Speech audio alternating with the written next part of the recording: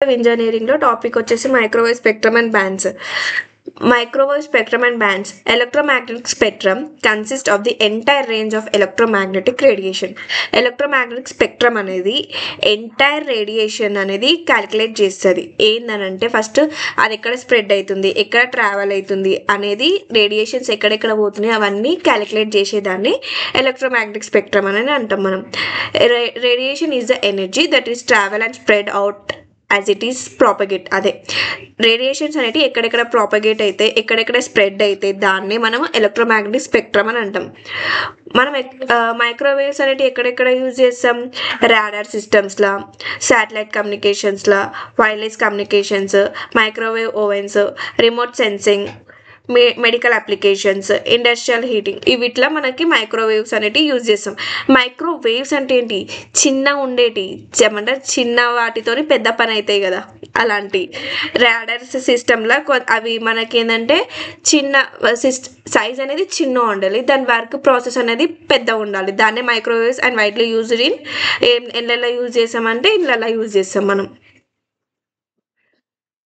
మెయిన్గా మనం నేర్చుకోవాల్సిన ఇవి. First bands, frequency range, wavelength range, applications. First మీ ఈ బ్యాండ్స్ ఎట్లా గుర్తుపెట్టుకోవాలని అంటే ఫస్ట్ వీటికి గుర్తుపెట్టుకోవడానికి ఒక ప్యాటర్న్ చెప్తా.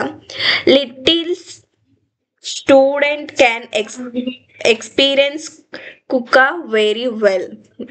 ఇది కొంచెం డిఫరెంట్ అనుకోండి. కుక్క అని అంటే మనకి డాగ్ అని తెలుగులో అంటాం, అదే కుక్ అని తెలుగులో అంటాం, డాగ్ అని ఇంగ్లీష్లో అంటాం. కానీ కొంచెం మనం గుర్తుపెట్టుకోవాలంటే ఇట్లాంటి ట్విస్టింగ్ వర్డ్స్ ఉంటేనే గుర్తుపెట్టుకుంటాం. కాబట్టి లిటిల్ స్టూడెంట్ కెన్ ఎక్స్పీరియన్స్ కుక్క very well. Little students can first ఏంది? ఎల్ అంటే లిటిల్. స్టూడెంట్ కెన్ ఎక్స్పీరియన్స్ కుక్క వెరీ వెల్. మళ్ళీ లిటిల్ స్టూడెంట్స్ కెన్ ఎక్స్పీరియన్స్ కుక్క వెరీ వెల్ అంటే చిన్న పిల్లలు, ఇప్పుడు సపోజ్ ఇప్పుడు చిన్న పిల్లలకి కుక్కలు కరుస్తున్నాయి సంథింగ్ ఏదో ఉంది కదా, అది గుర్తుపెట్టుకొని చాలు. Little students can experience cookies very well. అర్థమైందా? మీరు ఇది ఒక 2-3 టైమ్స్ కొంచెం మళ్ళీ రివైజ్ చేస్తే అదే గుర్తుంటుంది.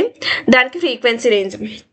దీన్ని ఏంటంటే ఫ్రీక్వెన్సీ రేంజ్ అనేది ఇంక్రీజ్ అవుతుంది, వేవ్ లెంత్ రేంజ్ అనేది డిక్రీజ్ అవుతుంది. ఇది మళ్ళీ ఒకసారి చెప్పండి. Little students can experience cookies very well. First ఇదేమైతుంది?